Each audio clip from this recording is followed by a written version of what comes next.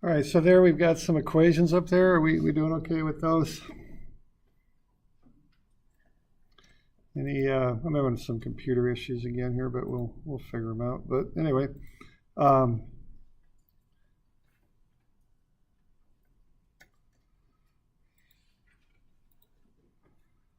there we go. So strain is delta over L. Lateral strain then would be D2 minus D1 over D1. The axial strain then, you use the Poisson's ratio. So minus lateral strain over axial strain is Poisson's ratio. And then the stress is E is sigma over epsilon, epsilon being strain, the axial strain there. And then sigma is P over A.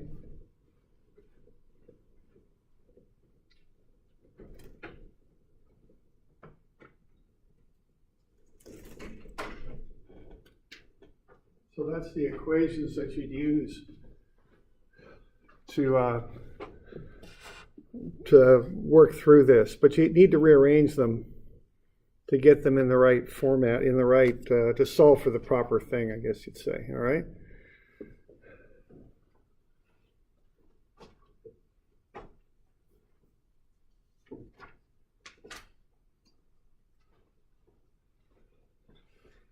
So we got any questions on that bit? Okay.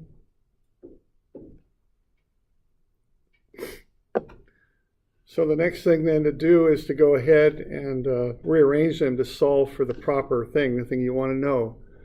So the lateral strain then is D2 minus D1 over D1. All right, so you can find the lateral strain. You just take the final diameter minus the initial. That gets you the change in diameter. And then divide that by the original diameter. That'll get you the lateral strain.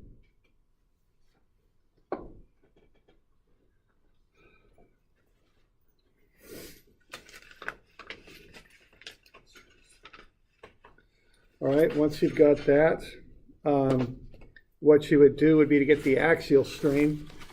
When you take that Poisson's ratio formula,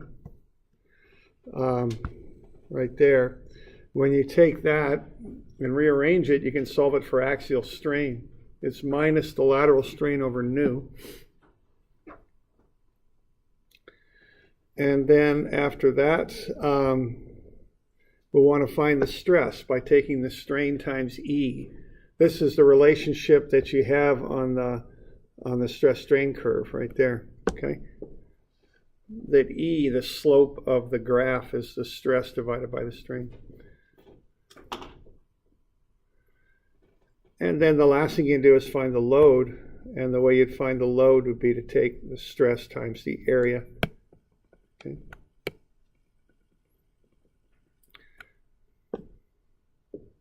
So we doing all right with that? Any questions? Okay.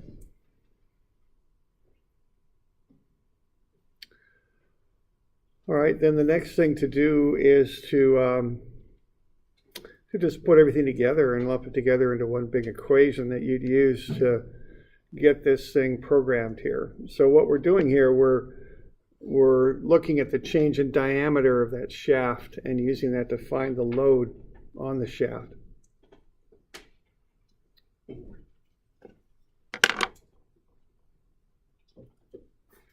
Okay. So then we just rearrange everything. So if epsilon is the negative of the lateral strain over Poisson's ratio, well, we just plug in the lateral strain, and what that is D2 minus D1 over D1. So you just plug that in. That's all you got to do. Like so. So you'll get epsilon is minus. You need that negative sign out in front, D2 minus D1 over D1. And then divide that by nu. Well, you can just move the D1 down. So it's, and then multiply that negative out in front through, and you'll get D1 minus D2 divided by nu D1. Okay? So I'm just algebraically rearranging those to get down to that expression right there. Okay.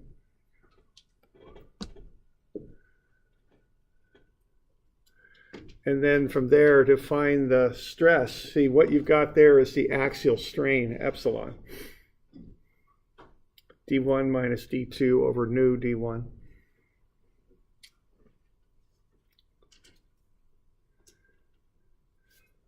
All right, to find the stress then, you take that expression times E, the modulus of elasticity.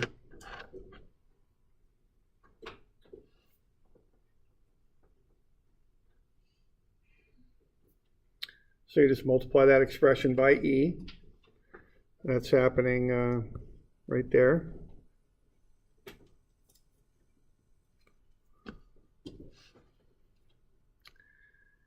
And then once you've got that, you can find the load by multiplying by the area. And so I'm just using an expression for the area that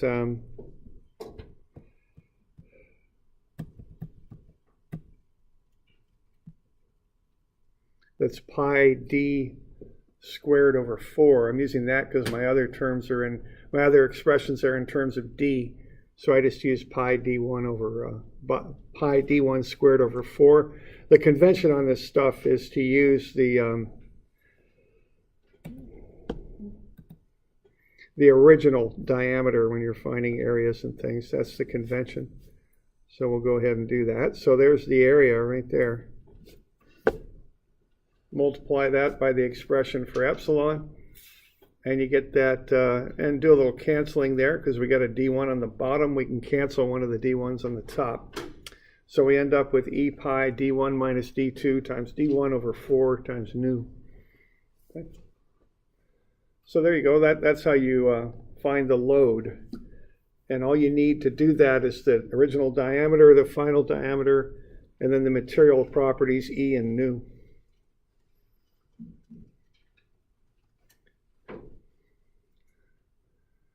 All right.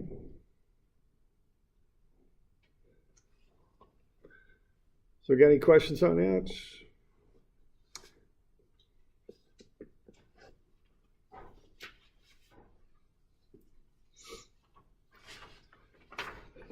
So the formulas we're working with here are kind of upper left-hand corner, 1 through 10, basically. We're not all the way through them yet, but that's the ones we're working with right now.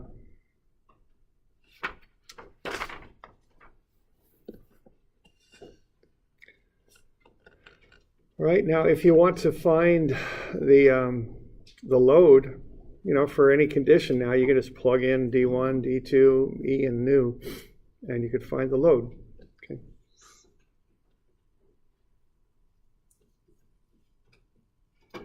So if we got E is 30 times 10 to the 9, nu is 0.4, D1 is 2 centimeters, which is 0.02 meters. D2 is 2.001 centimeters, 0.02001 meters.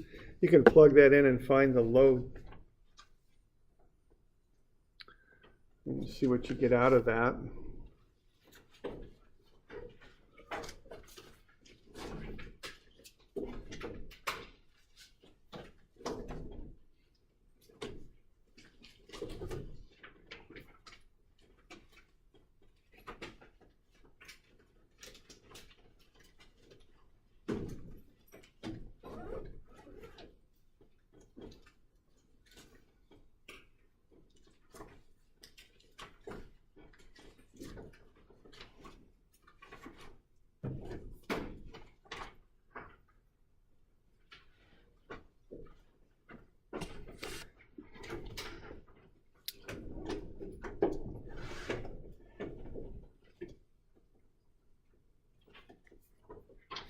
So when you plug in everything, you ought to get negative 11,781.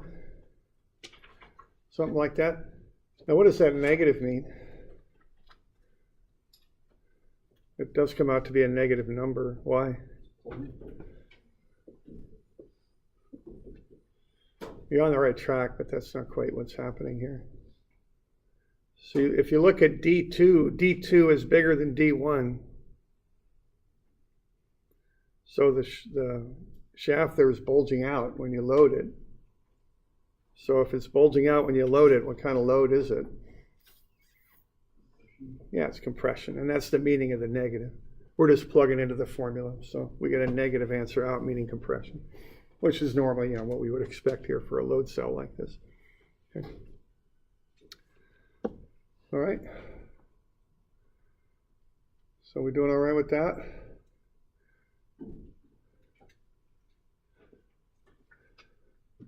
So we're just taking some of those basic relationships and putting them together. That's all we're doing there.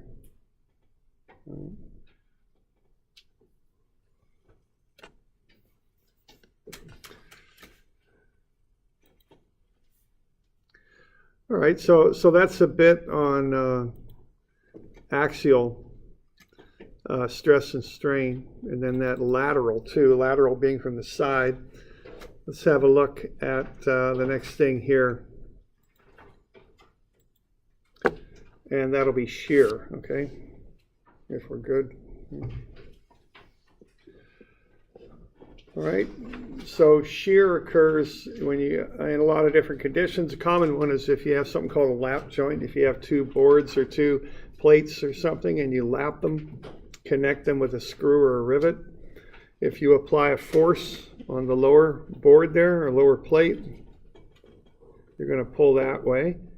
And this one here is going to say, no, you're not going anywhere. I'm attached to the wall, so you're not going to go anywhere. So what's going to happen here is right on that plane, you're going to get shears, a sliding type action that's is developing on that screw. Okay, so that's a common example there of a shear force and a shear stress, as we'll find here. Okay, and that's a pair of shears there. It kind of creates a sliding action. So let's have a look at that lap joint there and find the stress here in a rivet. A rivet is kind of a soft metal plug that you push through a hole like that, and then you got a tool on the other side that'll put a head on it. So it'll kind of clamp tight, and it usually is used for shear type connections like this. Okay, so that's a rivet. So what's going on here? I found the area of the rivet right there, and let's find the shear stress in the rivet. Now what we've got here is the tau, and that's the next Greek letter here that obviously came from our T, so that's tau.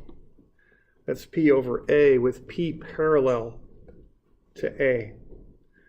And actually, for whatever reason, instead of P, they use V for shear. And again, I don't know why, but it's just commonly done. So rather than P over A, we usually call it V over A, as I've done down below there. Okay. So that's commonly how that's done. So for whatever reason, they use V for shear force. All right, now this one's fairly obvious here, but I'm doing the thing that we do here in strength. So I'm drawing a free body diagram of the rivet. We're pulling with 1,500 newtons. So the rivet itself has to develop an internal force to resist that, which we call V. And, we could get a little bit formal about that, I guess, if we wanted. We'd go V sub x is 0.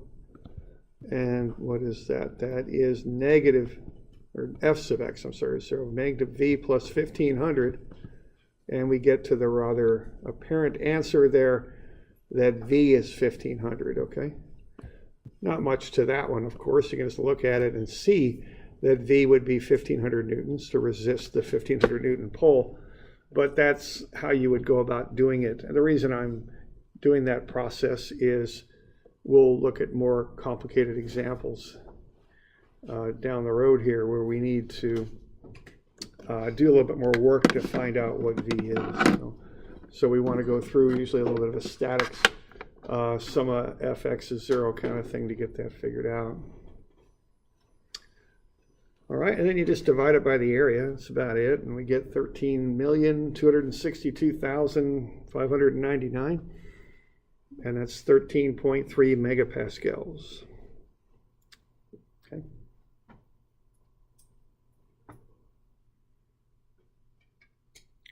So that's basically it. You find the shear force, and once you've got it, you divide it by the area that resists the shear.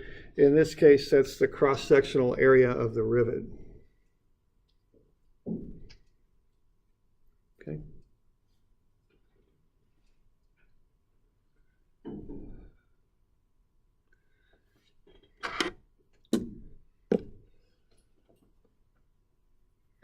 So that's basic shear right there. Now we can get into more complicated examples, I guess you always can. So let's have a look next at the shear force on a glued joint down there. Okay.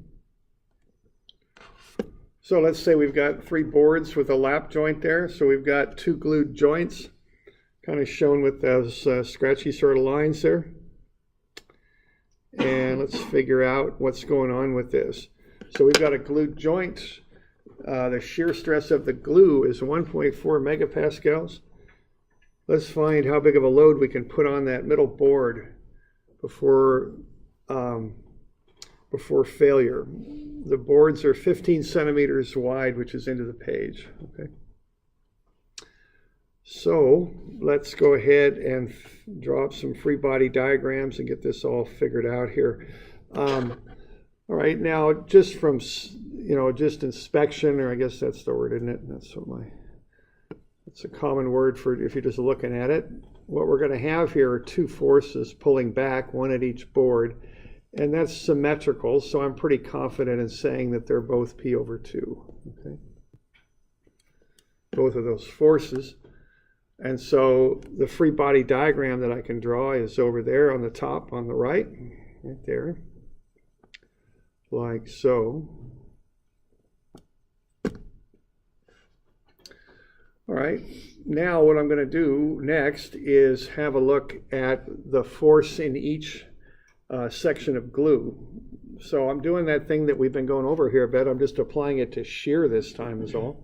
So what I'm going to do, I'm going to draw up 2 free body diagrams. So I'm going to draw one right on each of the glued joints, okay?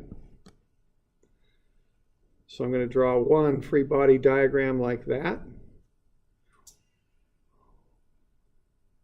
And that'll get me to that first one down below. So I've got the shear force V, which is what I want to solve for. And then I've got that reaction of P over 2 to the left. So I don't think you need a degree in rocket science to figure out that that's P over 2. Okay. For equilibrium, okay. Now the one below is a little bit more complex, but the result will be the same. Because if you look at the one below, what you're going to do there is you're going to go sum of fx is 0. And that'll be minus P over 2, which is the reaction, plus the applied load P minus V. And once again, V will be P over 2.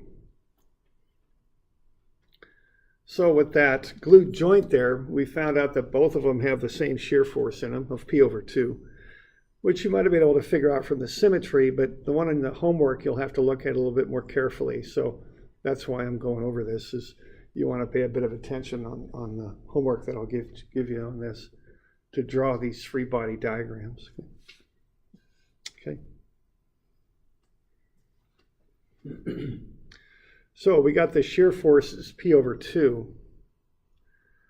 All right, now what we know is the shear stress can only be 1.4 megapascals. That's the limit for the shear stress. Now what the shear stress is the shear force over the area. So what's the area there on one of those glued joints? What's that going to be?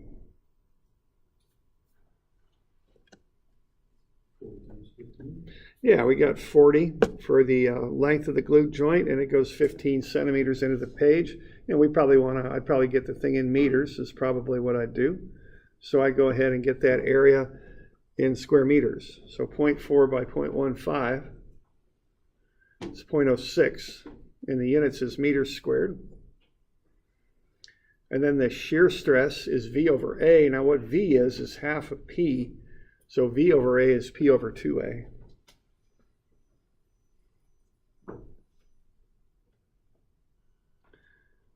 Now what I want to do is find the load that I can apply before I exceed that maximum allowable stress of 1.4 megapascals. So what I'm going to do there is say that P is tau, the shear stress, times 2A. And I got tau, that's 1.4 times 10 to the 6, and I got 2, and I got A. Multiply all that stuff together, and I get 168,000 newtons. Okay.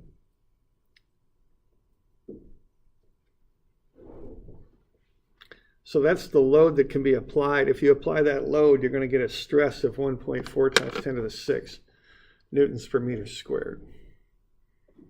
Okay. Now, if you want to be a little careful on that, you'd want to throw a safety factor at it. And let's say we come up with 1.5. To get a safety factor, we might have some people where you manufacture the glue, run a series of tests, enough of them so you get some statistical reliability. You'd probably run tests on every batch and all that good stuff. And you'd come up with some sort of safety factor that you were comfortable using. Okay. And we'll use 1.5. So we'll take that load. So instead of saying, okay, you can apply 168,000 newtons to that, you might divide it by 1.5. Let's say your safety factor is 1.5 and get it down to 112.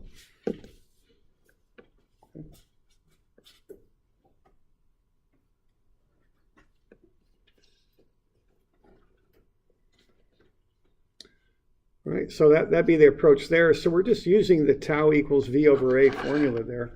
It's just that this time we're solving it for that P, because tau is P over 2A. So we're going to solve it for P is what we're going to do. Okay. Just instead of finding the stress, we know the stress, and we're finding the force that will cause that given stress. Okay. Doing all right with that? We got any questions on that?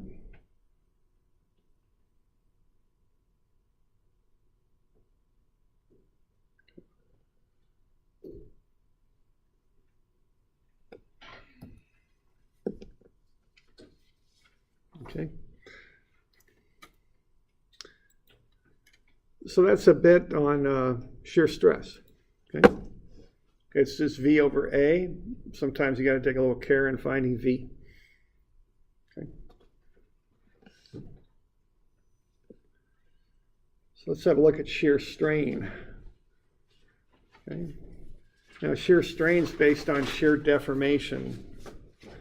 So if you take a rectangular block like we see there and you apply a load to the top, it'll shear strain. Now shear strain is kind of taking a rectangular plate or something like that, and then what you do with it when you apply that shear strain is you turn it into a parallelogram. So when you apply a sliding type force to this thing, it changes from what it once was a rectangle into more of a parallelogram shape. Because what you're doing, I'm applying a force there, with my finger and pushing on it like so. So that's how you get shear strain. So there's actually a couple of ways to describe shear strain. One way is to look at, the standard definition of delta over L. There's delta, and then L would be here now. So notice we're using the same definition for strain. It's delta over L, but now we're kind of rearranging what delta and L are. It's not the same as you have when you do normal stress, normal strain. Okay? And of course we need another letter for shear strain, so that's gamma. Okay? And that formula is up, it's formula number 4 on your formula sheet. So gamma is delta over L, but again, notice that delta is redefined now. It's not where it used to be nor is L. They're not in the same spots as they are when you're doing normal strain. Okay.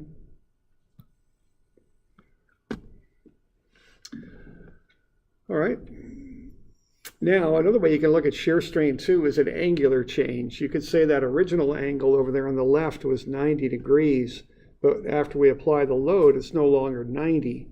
So you could define shear strain in that fashion too. So we could basically say that originally was 90, or 90 right there, and now we've got, let's say, a 75-degree angle, so we got 15 degrees of shear strain. Although when you talk about shear strain in angles, usually you define the angles in radians, because for small angles in radians, the angle in radian is essentially equal to delta over L. They're pretty much the same thing. So you could talk about it either way. Okay.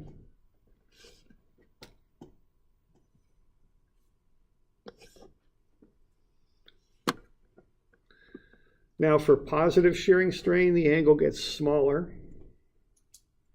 And for negative shear strain, the angle increases. Okay, so remember that. That's the sign convention. We've also got yet another little formula here. Whoops, right there. And that's G. That's the shear modulus. More commonly called the shear modulus than the modulus of rigidity. So it's more commonly called shear modulus. And that's tau over gamma. See, that's analogous to the normal stress relationship. E is sigma over epsilon. Okay, they're analogous.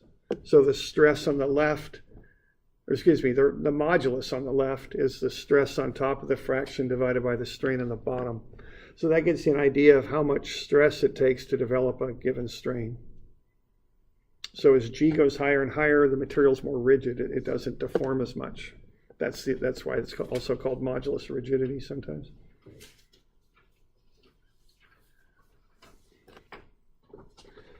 And then we've also got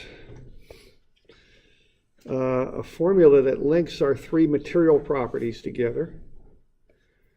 I don't use it often, but it's a good one to know. It's formula 9 there. So that links E, Poisson's ratio, and G together. So if you're ever lacking one of the three and you got the other two, you can solve for it using that formula. Okay.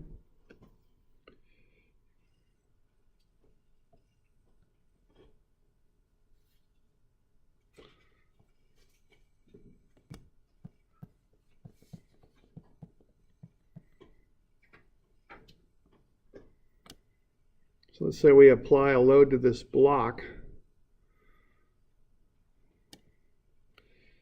and we kick it over 2 inches. And originally it was 18 inches high and 21 inches long. What's the shear strain on that thing?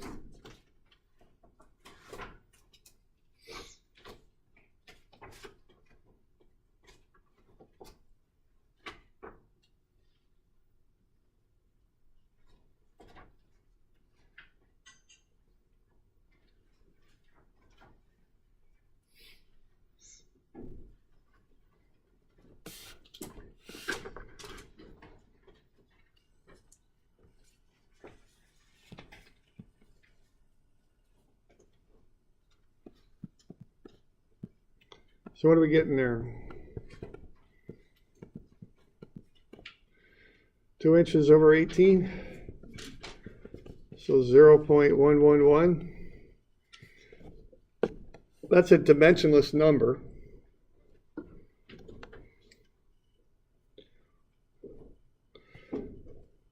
Okay, so that's just a ratio. That's how much it moved over versus the original length. So the 21 is just doesn't mean anything. We don't need to use that. What's that angle in there going to be? Right here.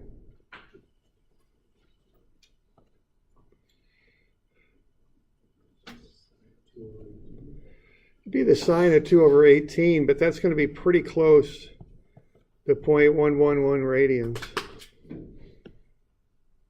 And I don't know how many degrees is 0.111 radians multiply by 180 and divide by pi. It's about 6.4 degrees. Okay. So all these things are related to one another.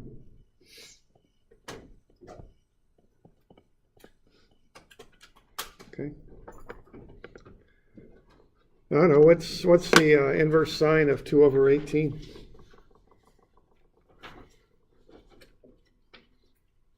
And actually, that would be a tangent, wouldn't it? Inverse tangent. It wouldn't be sine because we don't have the hypotenuse. So inverse tangent is what? 6.34 degrees. So pretty close.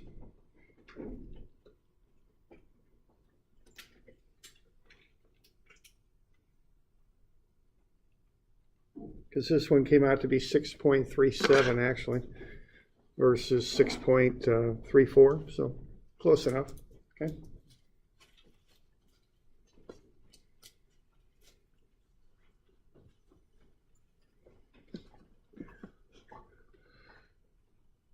All right, so why don't we just take half a minute here and look at a bolt cutter there. Okay. And actually this, if you ever go to the hardware store and cut chain, they've got kind of a device like this. You put the link in a grip, and then you use a little hydraulic handle and you cut it with another bar that kind of slides across. The bar isn't particularly sharp really, it just kind of pushes it through like this and kind of shears it. And I've got an older one here, and you'll notice that your scissors or your shears will start to go bad when they get old and they get a little loose and the blades don't fit together well. So I've got a bit of a gap in there, 0.15 centimeters. And when I push down on the right there, what I'm going to get is an offset. And when I push with that 3,000 newtons, what I get is I don't yet cut the bolt. I just push it down 0.00012 centimeters. So what's going to happen right in that one section of the bolt, right there, is I'm going to get some shearing strain. And it's going to look like that.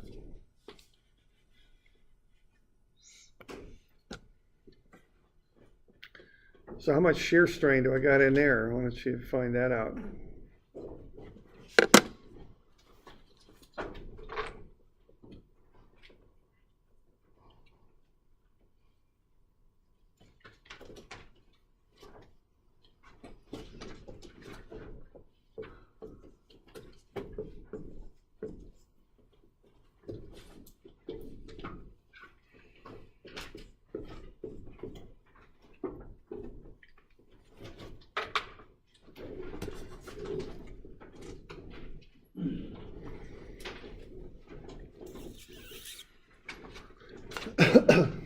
So just real quick, knock out the shear strain.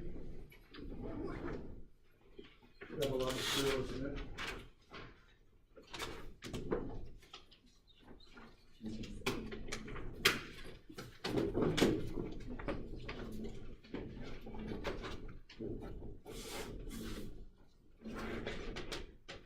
Just a pretty straightforward calculation.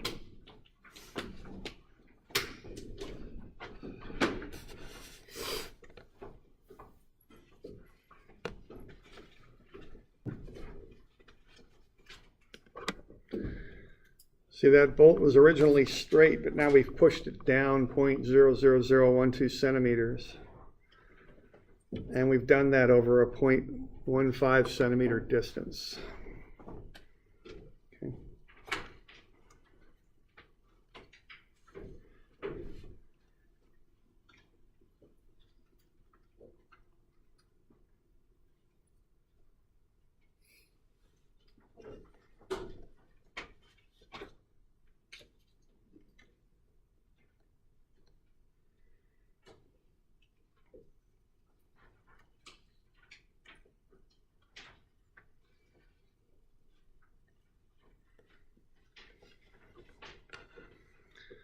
So 0.0008, something like that.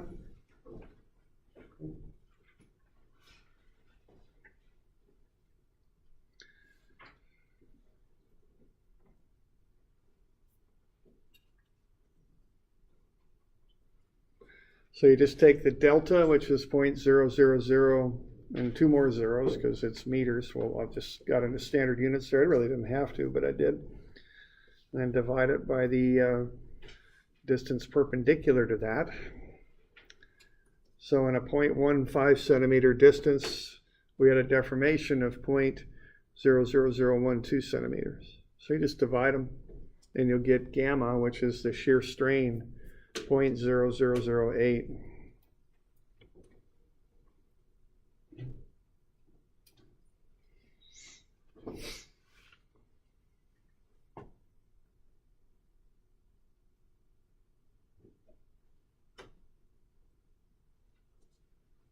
Okay, we got any questions on that?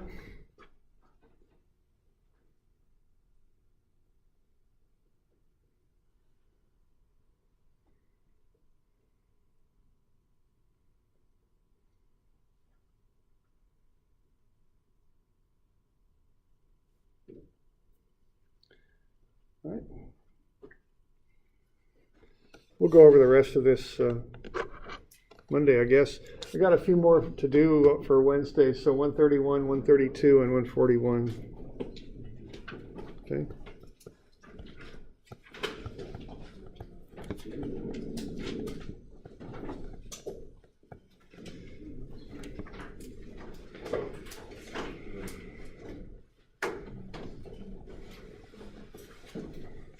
Okay. All good?